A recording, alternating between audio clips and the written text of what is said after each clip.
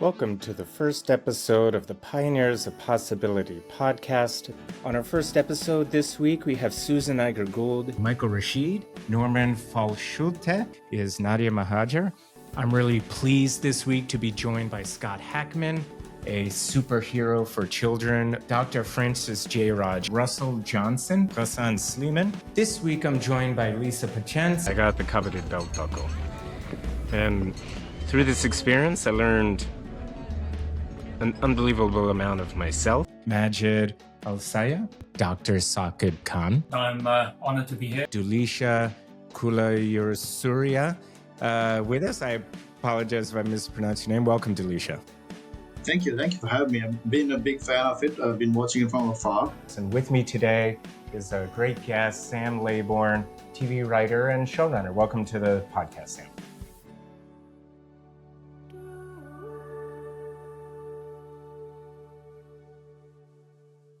Hey, Pioneers podcast listeners, it's your host, Kareem Afzal. And on the show this week, we are sharing our top moments from our interviews over the last 4 months. And we're starting here our first interview with Suzan Neiger-Gould of Manna on Main Street, sharing her observation of a child facing food insecurity at home who came to the summer camp bonus that she was the executive director at the time, and watching this kid that he was able to get fed at camp while he was facing an insecure situation at home. I started thinking, I think this is about scarcity. I think this is that these children during normal times at home don't always have enough food. And so they were taking advantage of this. And I saw this over and over and over again.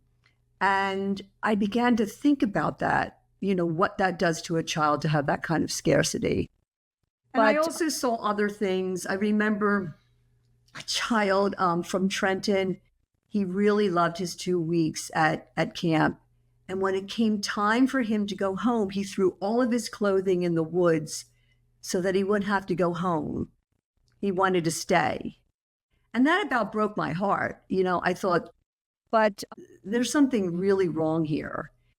But so I began to think that I wanted to do more, that I loved camp, but I wanted to do more direct service for children, particularly for children who were living in very impoverished environments. And so I decided, it was time to make a change. I didn't have a plan exactly. I told my board of directors in 2008 that I was going to work 4 more years. This is like the longest transition ever. You had a 4-year succession plan. Exactly. I wanted to work for 4 more years because I wanted to get camp at a good place. Any organization would be thrilled at that if somebody gave them a 4-year exit plan. And then you come across the job opening for Manna. I did. It really jumped out at me. I have a dear friend that lives in North Wales, and she was always talking about Manna. And I was thinking, what is she talking about? But there was something about that, the posting. And I don't know if you had written it or someone else had written it. I may have written it. Okay. And I read it and I thought it was just like fireworks went off in my head. I was like, this is it. This is it. A note to our listeners, at the time we were looking for the full-time executive director that was going to transition from our 30-year executive, 30? Maybe 25-year executive director, who was executive director almost since the founding of the organization. Mm-hmm. I was the vice chair of the board, and I was chairing the executive director search committee. But you took a very bold action. So tell our listeners about what you did. The listing was, very interesting, but Kareem, you had put your number down. So I said, okay, if he puts his number down, I'm going to call it. So I called that number and, we talked.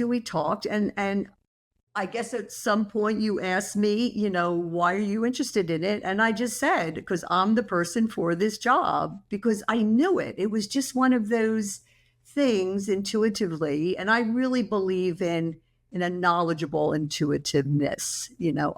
I just, all the things in that job I knew I could do. Coming up next, we have Michael Rashid. Michael Rashid, who grew up in segregated Alabama, a man who ran AmeriHealth, one of America's insurance companies for the underinsured, who, while growing up in segregated Alabama, grew up on Dynamite Hill and experienced some of the worst violence that our country has ever known. And where I lived in Birmingham, it was like the epicenter of the civil rights movement. It's a neighborhood called Smithfield, and it was on a hill, and it was called Dynamite Hill. Why was it called Dynamite Hill? Because leaders of the civil rights movement, one big leader who was the lawyer who was filing all these cases against the government, he lived 2 blocks from me, and his home was bombed at least 3 times, and they were threatening to bomb other houses. Angela Davis lived right across the street from me. I grew up with her family. And so Angela wasn't the only, quote, radical in her family. I mean, she comes from a line of people who push back against the system. So we listen to stories like that coming up, and we witness things like that coming up. That was life in Birmingham. Your family and you were active in? My father was so the movement? I left when I was 17, but my father was very active in voter registration. And back in those days, prohibiting black people from, well, still is the case, prohibiting black people from voting was a real big deal. They had the poll tax, where you had to pay money to be able to vote. And so the extremely poor people, they didn't have $3 extra to pay to be able to register to vote. And they had educational barriers. You had to be able to recite the Bill of Rights and things like that to be able to vote. Come on. You had to be able to recite the Bill of Rights to be able to vote. Give me a break. I can't recite it. I never could recite it. So, yeah, I mean, it was all kind of obstacles. And so my father, he was very active in trying to push against that. And he would go to the polls every time there was a vote, and he would try to encourage people, don't be afraid. Come on up and stand up and go right in here and vote and stuff like that. And your father stood up and encouraged people to come out to vote. Yes. Did he face repercussions? Well, I do remember one time, we were sitting out on the porch, my father and I just sitting out on the porch in the evening, watching the sun go down or whatever. And this is when, they were bombing all of these things. And a car full of white guys pulled up slowly in front of our house and just looked at us because they were trying to intimidate people from living in this neighborhood. And my father said, sit right here. And he went in the house and got a rifle. And he came out on the porch with the rifle and he pointed it right at those guys. And he said, you better get the hell out of here. And I'm like, what is going on?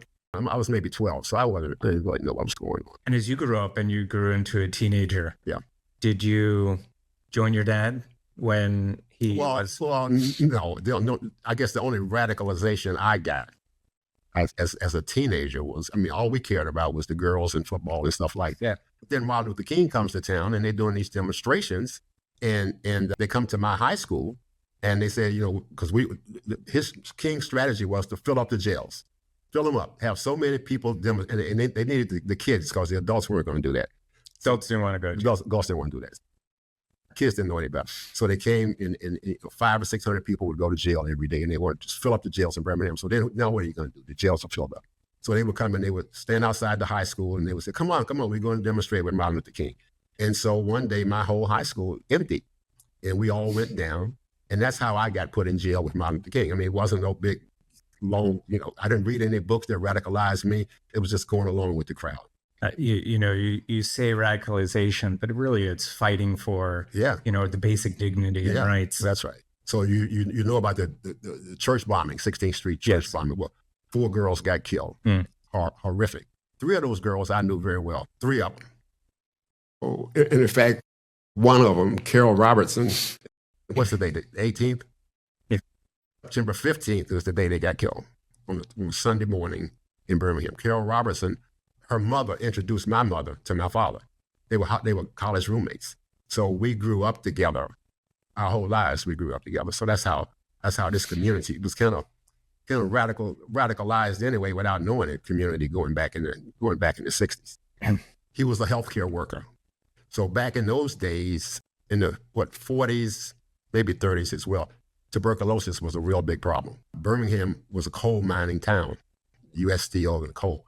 And so tuberculosis was a problem. My father got a job working for the Negro Tuberculosis Association because everything was segregated. His job was to go out in a van, and they had an x-ray machine on the van, and he would go out and encourage people to come out and get chest x-rays to screen for tuberculosis. Well, my father and mother worked 2 jobs all my life, so I didn't see very much of my father.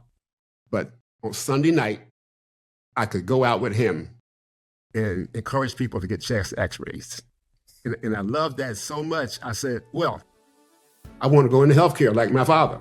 Coming up next is Norm Valshote from the Philadelphia Eagles, Director of Sustainability and Fan Experience at the Philadelphia Eagles, who shares his thoughts on what FIFA, who is coming to the Philadelphia Eagles Lincoln Financial Field football stadium for 8 games this summer in 2026, what FIFA has to teach the Eagles and the world about how they think about sustainability.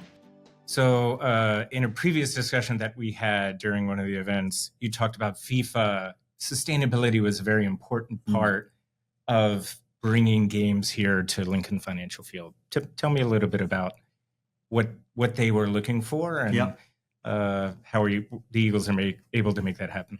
Well, I think FIFA, just like the International Olympic Committee, they not only do they put on these incredible athletic events that brings the world together, but they also know that they have quite an impact on each city that they're in, on the country they're in. And so the social impact as well as the sustainability impact is important to these companies. FIFA, it was part of the bidding process, actually. It was, I think at this point, it's a LEED certification that is part of the requisite to host a FIFA World Cup game. Well, of course, we wrote down like, are we LEED certified? Of course we are. Yeah. Not just that, but silver, but gold, but now platinum, No, we're super happy that we have some amazing people that work on this stuff. And we certainly are not in the business of just patting ourselves on the back, but always looking at what's next, And so we are working with FIFA. I'm in regular meetings with them about sustainability. I talk to other teams because some of the teams are just starting with this stuff. And so we help out. We always like to say we're rivals on the field, but off the field, sustainability, we're partners. And so we work on this together, and it's very important to FIFA. It's important to us, and so I think it's good symbiosis, good marriage right there on sustainability, and hopefully we can have a real lasting impact. You talked about talking to other teams. Is that amongst a variety of sports, or particularly just in the NFL? Yes, I would say amongst a variety of sports, but in the NFL as well. I do sit on a group that kind of has started this for the NFL, the sustainability group that we work through with community relations in the NFL. But also, I sit on the board of the Green Sports Alliance, and that's all sports in the world. I go to a couple conferences a year where we share our story. We hear stories from others, where we innovate. We talk about those things, and we figure out what's next. And so I would say, yes, all sports. The one thing I will say is it's really interesting when you're part of these conversations, because you do hear how certain climate changes impact some sports and not others. So this idea of sustainability kind of is really taking quite a bit of different interests and trying to find innovative solutions. And I'll give you an example. I talked to Omar Mitchell. He's the sustainability vice president of sustainability for the NHL. And he said, for us, it's very important that youth learn ice hockey. Well, back in the day, anywhere in America, North America, in Canada, there was 6 months of the year you could just go on ice. That's not the case anymore. Yeah, on the pond. And the frozen and that was just part of just playing, And if that's not there anymore, and now you have to pay to play, are you really developing those athletes of the future, And I was like, wow, those are some of the things that we don't necessarily think of, right? We're like, hey, we like it when there's no snow because we have to remove snow, and that costs a lot of money, But then we realized this really impacts so many different entities in such different ways, so that we're really all in this together. And I think it's important to learn from each other how this all impacts us is as a whole, because I think then that you're working for the greater good and not just for your little, niche. Next, we have Scott Hackman, a local business owner, about how we as entrepreneurs sometimes have to slow down in order to speed up our processes in our business. And it truly is a lesson for everybody, whether they're an entrepreneur, whether they're a project manager, an engineer, or just operating the local business. Sometimes you have to pause and reflect and slow down in order to gain knowledge, in order to speed up. So there are certain leaders I've gotten to walk alongside of, and I know we're on a podcast, this is a little self-serving or whatever. You need to know, though, that that's the greatest learning I've ever achieved, if you will, is the walking alongside certain types of leaders. So you and Mateen had that, we're aligned on values, essentially. Right. So to go from what I would observe as a more autocratic style of leadership to you and Mateen recognize that's not going to work for us, and then implementing it across change work, it's something to behold, because most people listening to this and most people in these high demand industries don't have role models. Like, they need an actual mental model and a pathway to say, like, oh, I can slow down to speed up. Slowing down to speed up is one of the best euphemisms, I would say, in business, right? So there is a huge amount of pressure on companies, shareholders, investors to ramp very quickly, right? Everybody wants that hockey stick growth. Yes. But almost universally, we have to step back to be able to pause and reflect on what it takes to get that one voice. And working with organizations like SHV Ventures, and at the time when we were working with you, the Family Business Center, it allowed us to take that step back in order to propel ourselves forward. It makes me wonder if part of our work as leaders is really the listening. It's like, am I really hearing the thing that's keeping you from accepting this new way of working? Listening, right? So we all believe we're active listeners. But in the end, sometimes, folks in executive positions, even folks at a lower level, this is a challenge, right? I know more than you because I'm the one putting it together, or I'm the one telling you what to do. How do you bridge that? So a lot of my work today, when I'm doing one-to-one, so there's group coaching, there's one-to-one coaching. In one-to-one coaching, I'm articulating very clearly, we all have an emotional intelligent muscle. There's 9 frameworks for emotional intelligence. I think Goldman's is still one of the best. It's very simple. And it's helping the leader understand what's getting in the way of listening. Coming up next, we have Dr. Jayraj. Dr. Jayraj, our pediatrician here in suburban Philadelphia, who led for 50 years supporting the local community as an immigrant from Malaysia. Dr. Jayraj is a pioneer in integrating diverse communities. He was a co-founder of the International Spring Festival, which is the largest state gathering of multicultural diversity, celebrating multicultural diversity here in the state of Pennsylvania. He has encouraged communities not to isolate from the broader community and the richness that we can all gain from that. One thing that I would also like to share from my experience with you is that local service makes a difference. Very much so. I do believe some, emphasis has to be that, yes, we all come from many different countries, but don't just be satisfied doing a job, your family. Of course, those are topmost. Be part of the community, get involved, volunteer, like what you just said, listed some people. And we want to see more people volunteering, be part of the community, be visible. Don't isolate yourself. We all have a responsibility to raise up our communities, and we could do that through local and then work our way outwards. Our national situation will change if our local power is stronger. It does show, I was pleasantly surprised, if you remember the last British Prime Minister was of Indian origin. Yeah. The last Irish Prime Minister was also of, Indian origin. So it does tell me that, across the world, these things are happening. It'll happen here in the U.S. soon.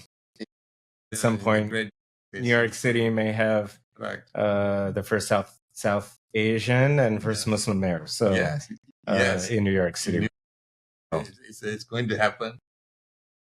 So it hasn't happened yet. So that gives a lot of optimism. There's no doubt there are challenges, but there's also a lot of optimism. Next, we share the former executive director of the HealthSpark Foundation, Russell Johnson, where he talks about perceptions that people have and what may be at face value is not necessarily the true situation. And Rush shares a really powerful story about a woman coming into a food pantry who came in driving a BMW. Let's take a listen.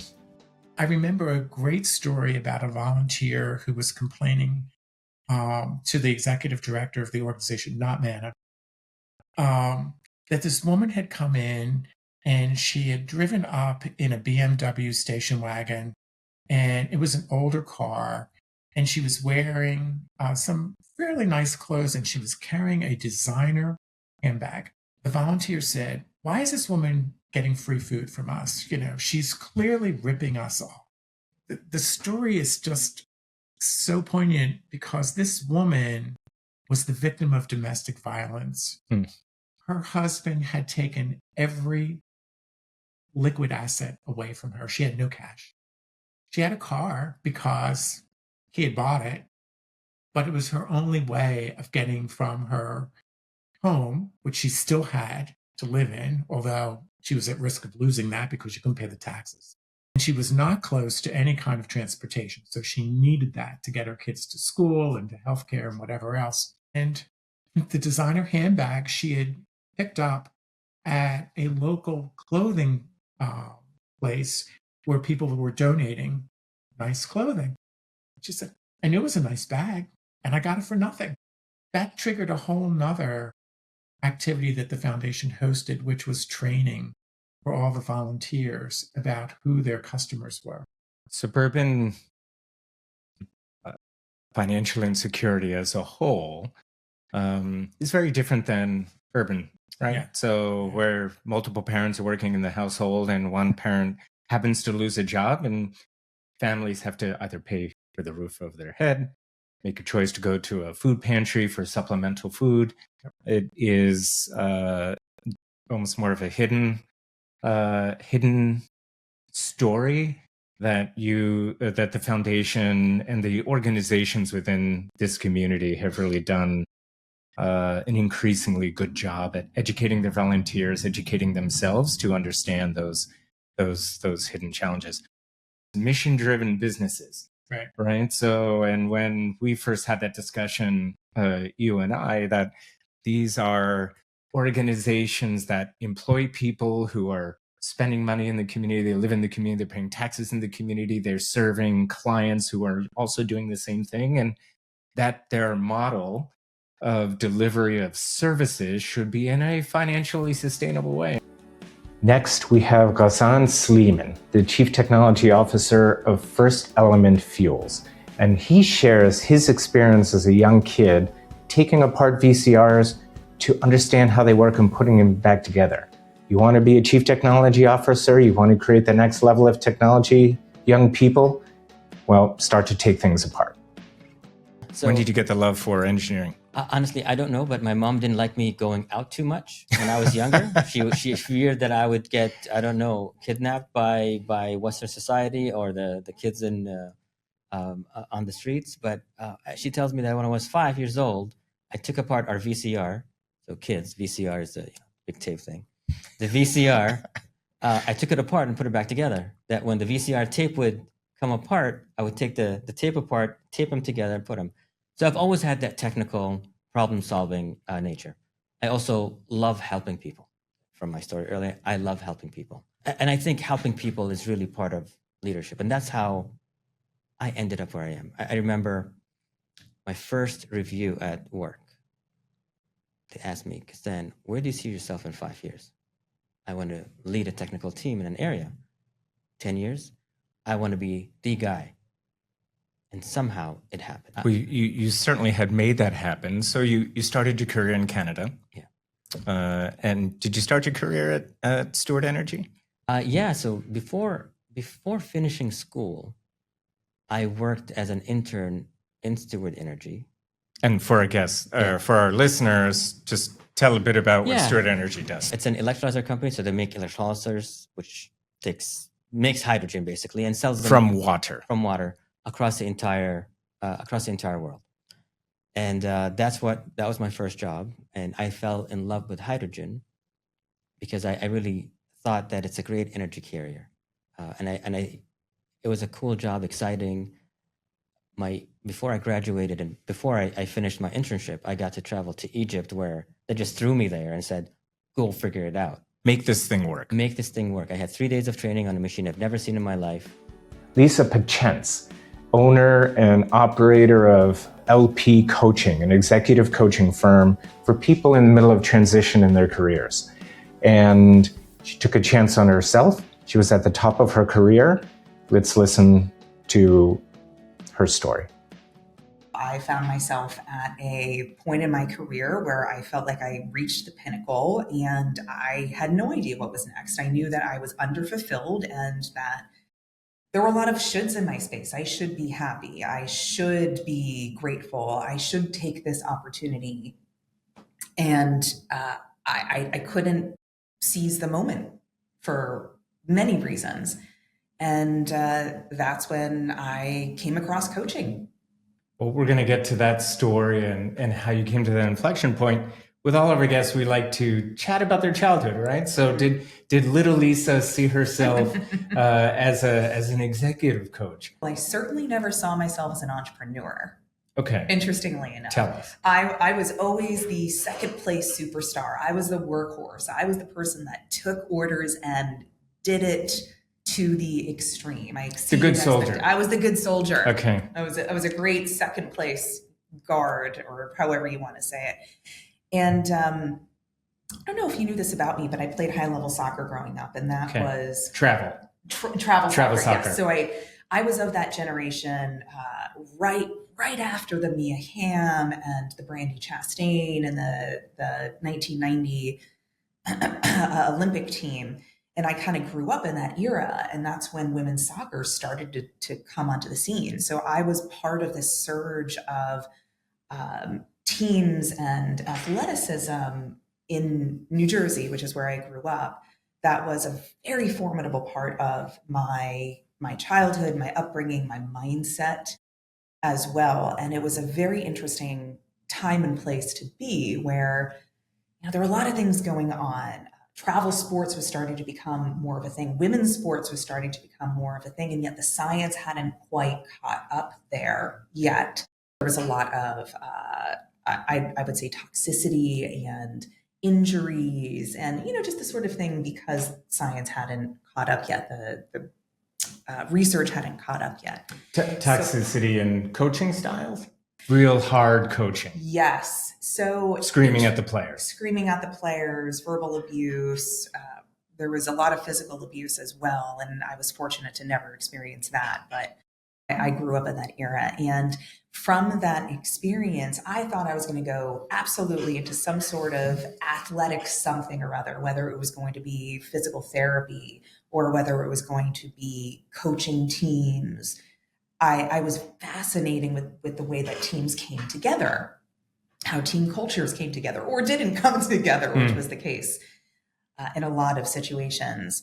But what I found were these little breadcrumbs of what I found fascinating during my most impressionable times in the 90s and the early 2000s growing up.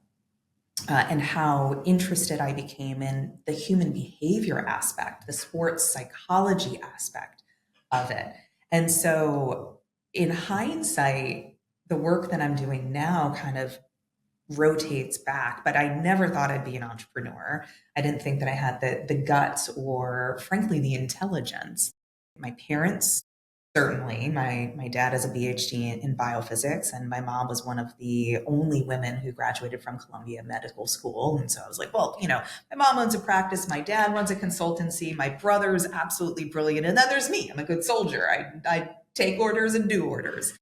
So yeah, I never thought that I would be in this place and time and have a job and a career and a craft that is my life's purpose. Really, one of my favorites as a runner myself is the Javelina 100 episode, where I interviewed 14 sets of people, supporters, runners who are tackling 100 miles or 100K through the Arizona desert. We're sharing with you today one runner who came to running to tackle her own mental health and how running has changed her and brought community into her life. The next one is how she hated running, but she used running as a life transformative tool in order to change her life and change her trajectory. My name is Elizabeth Benitez, and I'm from Phoenix, Arizona. And so tell us how you got into running. This was, I'm going to say, about 8 years ago. Before that, I was like I'd rather do the party life, and, I kind of drink a little too much. And certain things happened, which I kind of had to make decisions. So I left that life behind. I read somewhere where it said, in order to grow, you have to do things that make you uncomfortable. And I hated running. I mean, you wouldn't catch me running at all. So I went ahead and I registered for a half marathon, which is this one. The Lost Dutchman. Yeah. And that's why I wore it today, because I felt like I needed to wear something that reminded me of how I got started. So I finished that, and that was in 2020. And then after that, I started, doing more half marathons. My name's Erica Valenzuela. I'm from here in Arizona. Erica, that's great. And how did you start running? Mental health. I went to Cocodona and volunteered to be massage therapy in their sports therapy program, and saw people that looked like me that ran, and I didn't know that was an option. And I was signed up for my 5K right after, and I've been addicted ever since. That's awesome. So is this your first trail event? No, I've done the night run with Airbipa. I've done a couple different ones. This will be my longest. That's all. And you're doing the Jackass. Yeah. So I'm 30K. doing the night run. I love the night runs. Okay. I'm gonna have neon. Yeah. Neon. I'm gonna be lit up, but I like being in the dark, so not too much. Oh, that's awesome. Well, look forward to seeing you out there. Next, we have Majid Al-Said. Majid is a decorated peacemaker internationally. He shares how Palestinians and Israeli students take a chance at peace building at the Vatican. Let's listen in.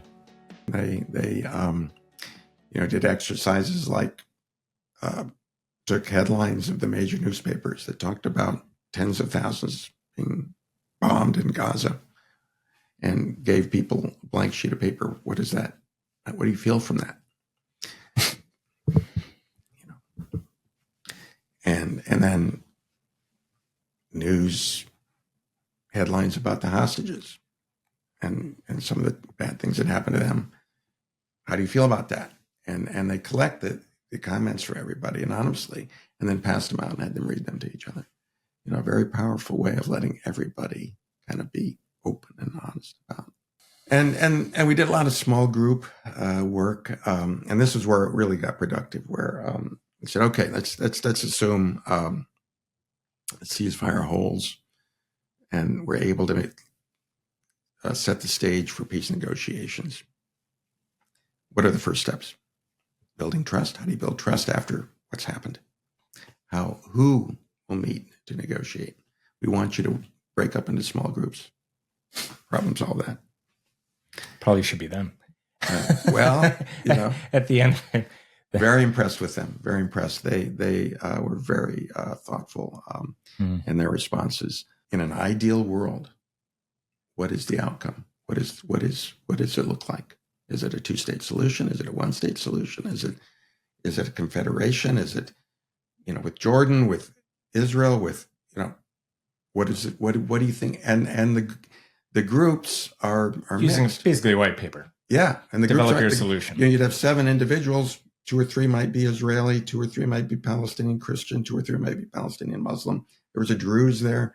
These are diverse kids, all in a diverse group of like 7 each, with a facilitator saying, okay, this group think this. And that group needs to come up with one proposal, not Israelis against Palestinians, but Israelis and Palestinians coming up, and Americans were part of it from Georgetown, come up with one proposal. What do you think? What do you think worked best in terms of an ideal outcome? And then after that, the next step was, okay, we don't live in an ideal world. And for one, the Palestinians don't have the power to have an ideal, outcome. What is realistic to expect, given what we know about the players, in terms of an outcome, and what came out of the consensus of the group of that exercise was probably some form of a two-state solution, where there's a Palestinian interim state with, international help, and for a number of years, many years. But eventually, both the Israelis and the Palestinians felt the ideal would be to have one state with equality and rights for all. Now, what was shared by kind of uniformly across the group was the lack of confidence in their leadership, whether you're talking Israelis or Palestinians. They're just very upset with their leaders, very unhappy with what has happened, the years that have gone by.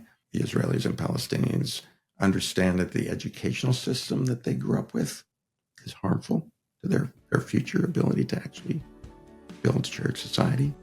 Next, we have Dr. Saqib Khan, who shares a bit of his experience after a decade in driving clean energy in Africa. So, final question. What would be the single takeaway you would pass on to our listeners from your experience that's enabled your success? Yes, I will answer it via a quote from Nelson Mandela, that it only seems impossible until it's done. And you and I have been in the hydrogen economy for decades. Sometimes it's frustrating, sometimes it's slow, but the impossible is turning into the possible.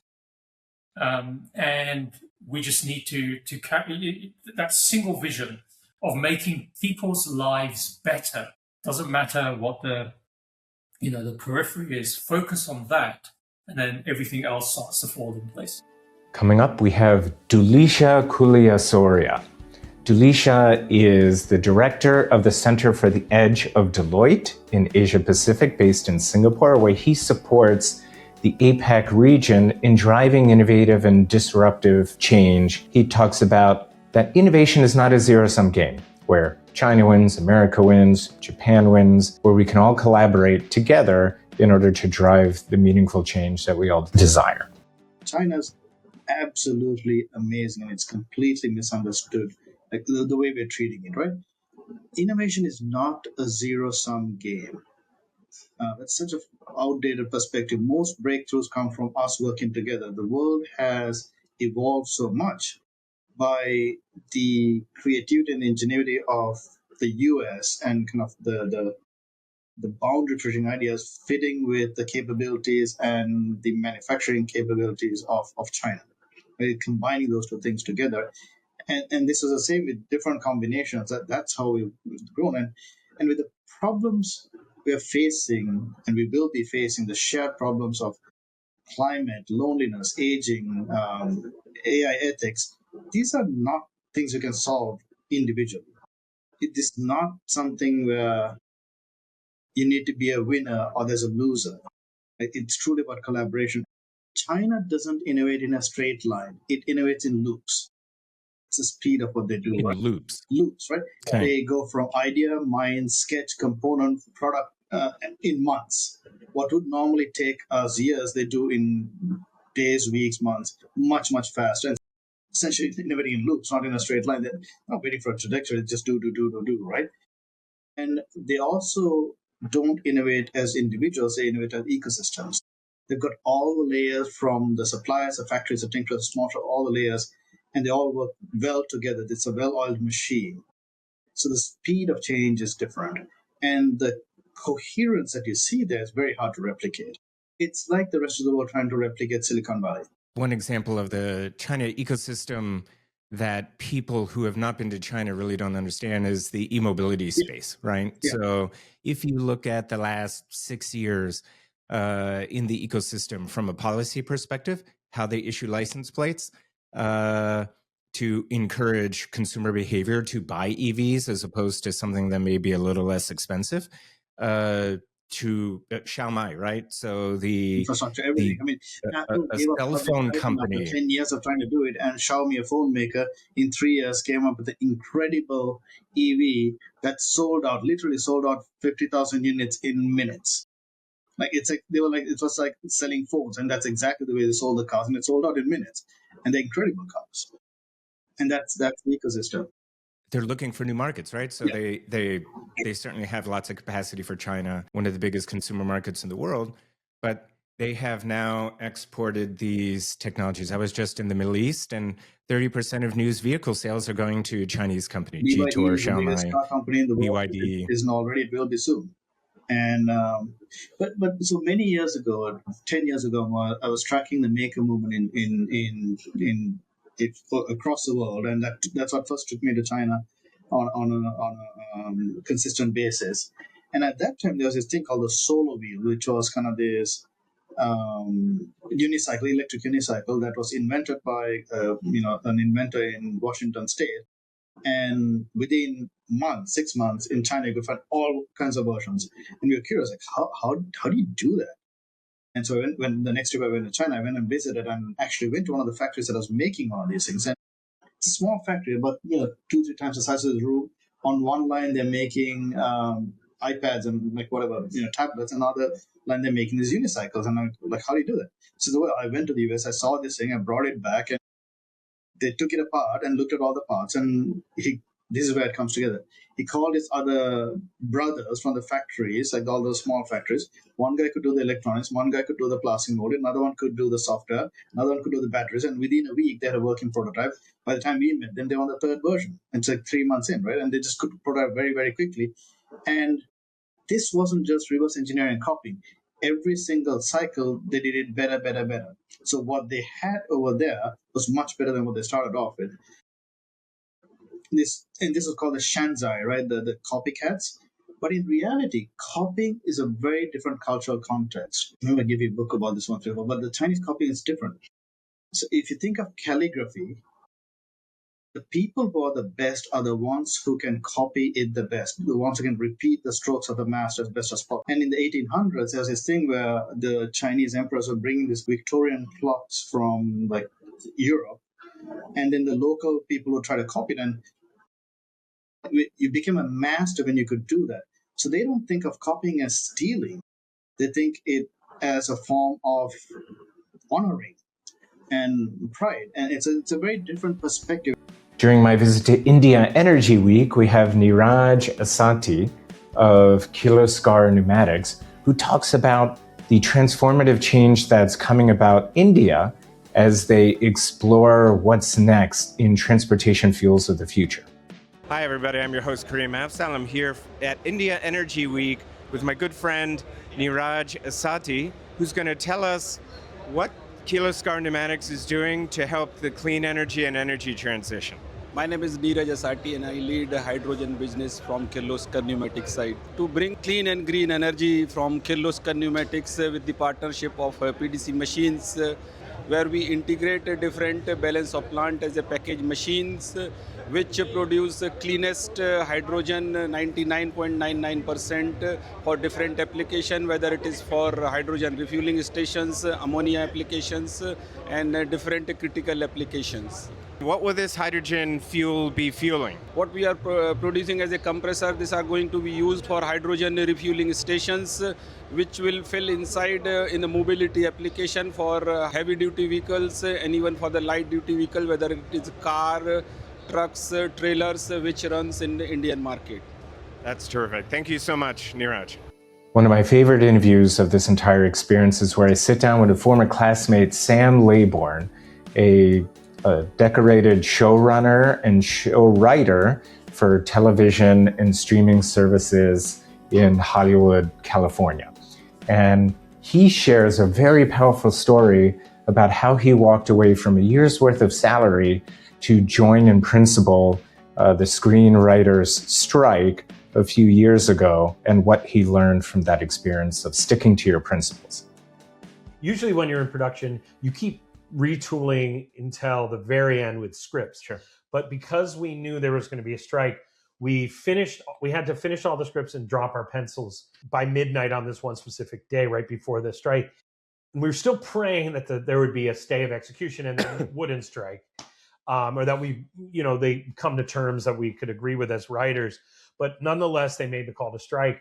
And in the 2007 strike, which I was also in, which dates me, there's this thing that basically producers would continue to do some of their producerial duties after a writer's strike. Like we would not write anymore, but we would edit, we would be on set and produce without changing the words. Mm-hmm. But there was sort of a gray area. And the writers this time around made it, like the leadership at the Writers Guild made a case to showrunners like myself and a lot of them that to really impact the studio, we had to say we're doing none of our services because, as you well know, did you walk out? Yeah. So editing is writing, if you know what I mean. Of course, yeah. And being on set, you're changing words. So yeah. And being on, and you're putting them in different order, and you're structuring your story. And so we went to this Writers Guild meeting where a couple really prominent writers, one of the the creator of The Shield, made this speech about like, hey, if we're going to do this, we have to fully do this. We need to walk away. And I was compelled. And so I called the studio, my producing partners, and Apple, and I said, hey, I need to walk away completely. And it was, without naming names or anything, it was a hard thing. You know, people were, that was like a hardline approach. No one was totally unreasonable about it. They understood my stance. But when I did that, there are other producers who are non-writers. They finished editing the show. So I had to give up all the creative control of editing. I had to walk away from half of my contract for the year and didn't see a dime. So for me, as a sort of mid-level, not by any stretch millionaire, showrunner, my nut for the year was gone. There were definitely a couple nights early on where I was like, is this the right thing? Could I do the editing and sleep at night? And I realized like, I can't do this. And my wife, thank goodness, was like, honey, do what you got to do. So I walked away and was very depressed because this thing I love was being done without me. And, it was like a lot of it was 8 months. So it was a lot of the first 3 months. I just sort of walked around the strike line in a haze. But it felt good. I could sleep at night. And we didn't get everything we wanted. We were really looking at trying to save our industry because there's this danger that there'll be no room minimums, meaning one person can write an entire show. And this has been proven people can do this. And so suddenly they're not hiring 5 people. They're taking all the money themselves. And while it's impressive, like, oh, wow, you can write a show all by yourself, you've disenfranchised your brothers and sisters who hired you when you were coming. So it's important for me to be able to create jobs for people. So that was one reason we struck. And finally, we share my interview with an entrepreneur in Japan, Koji Ida. Ida-san runs a company called Ida Motors in Japan. And one of his core principles is inspiring the young generation of upcoming engineers, entrepreneurs, to think about decarbonization, what the future will look like in 2050. This visionary shares it in very plain terms that I think everybody can understand. We are here at Ida Motors in the shadow of Nagoya Castle at one of the country's 15 small-scale hydrogen refueling stations. 2050年カーボンニュートラルっていうのを考えたときに、彼が今20歳なんですけれど、で学校へ大学、国立大学へ通う学生なんですけども、20歳の学生が2050年に、44歳ですかになります。ですからその世代を、教育というか、資格を取らせて武器を持たせてしないと、本当のカーボンニュートラルにならないというふうに思います。僕が55歳になるんですが、79歳になりますから2050年にはね。そしたら僕の世代じゃなくて彼らの世代にどうか引き継いでほしくて、もう彼らの世代をたくさん雇用していこうと思っています。I want to thank everybody for joining us on the journey as we have gone along this podcast journey. I have been so proud and honored to be, and privileged to be able to host these amazing people on the podcast. As we move forward into the future, I'm so excited to be able to share that coming up, we're going to be having a former astronaut, Costa Rica's first astronaut to go up into space as part of the space shuttle program, who's been on 7 space shuttle missions.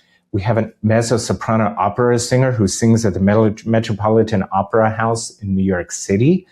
We have a former startup founder and owner coming to us live from France, who will be sharing about her startup journey and some of the trials and tribulations, and also the learnings that she has learned from being a startup founder. And we have a U.S. congressman who's going to talk to us about what it is about American politics that the other side may not be listening to. As we go through these podcasts, it is my hope to be able to have a very wide net. Not everything that my guests, people are going to agree with, but my goal is to get these people to share their stories, that we all may find a bit of inspiration in their stories from their lives, translated into our lives, so that we can all go on to make meaningful and lasting change in our lives and the world around us. With that, I'm Kareem Afzal, your host of the Pioneers of Podcast. I want to thank my editor and producer, Danny Vagnoni, who has tirelessly worked to support the podcast. And with that, please subscribe, leave a comment, and share the podcast with others. Thank you. This episode of the Pioneers of Possibility has been produced and edited by Danny Vagnoni, with music credits going to the artist known as Sahari, and artwork for our podcast is presented by the artist known as Layla. I'm your host, Kareem Afzal. Thank you for listening. If you like this episode and you would like to hear more from future episodes, please follow us on Apple Podcasts and Spotify, and click the subscribe button on YouTube. And please leave a comment so we can engage our listeners. Thank you very much. See you next time.